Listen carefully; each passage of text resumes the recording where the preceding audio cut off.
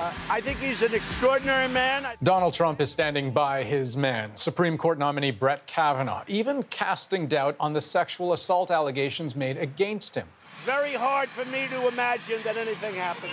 California professor Blasey Ford came forward just this week, alleging a teenaged Kavanaugh attacked her at a high school party decades ago, pinning her to a bed, groping her, and trying to take off her clothes.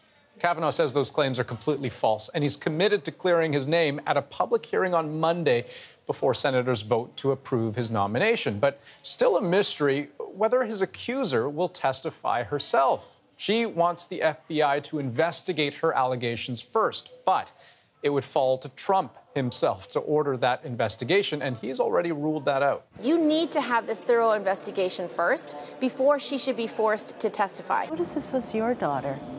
Wouldn't you want some modicum of investigation and a sense of fair treatment? And that is not what's happening. Should the FBI investigate the allegations? What's unclear now is if Republicans would even go ahead with the hearings if Ford isn't there.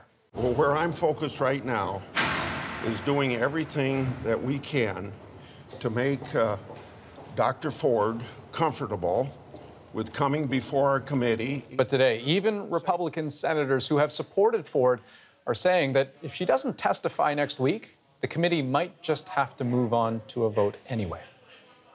Now, Keith Bogue is watching this frantic back and forth for us in Washington. And Keith, on the idea of just trying to forge ahead, how big is the risk there? Well, it's no secret, Andrew, that Republicans have a problem attracting the support of women voters. That's a large part of the reason their backs appear to be against the wall in the midterms, which are now just a little more than 6 weeks away. So, ramming through a Supreme Court nominee without regard to an accusation of sexual assault against him, that's not going to help them in that regard. But the spectacle of a hearing in which Republicans might ham-handedly challenge the credibility of a woman making such an allegation, well, that's a risky proposition, too. Right, which is a good point. And I wonder, is there any possibility that this could really go sideways, that Kavanaugh's nomination might be withdrawn or that it might fail in the Senate? Well, things are moving so quickly in this story that I wouldn't want to speculate on how it will turn out. But certainly, there are scenarios in play now that weren't in play a week ago.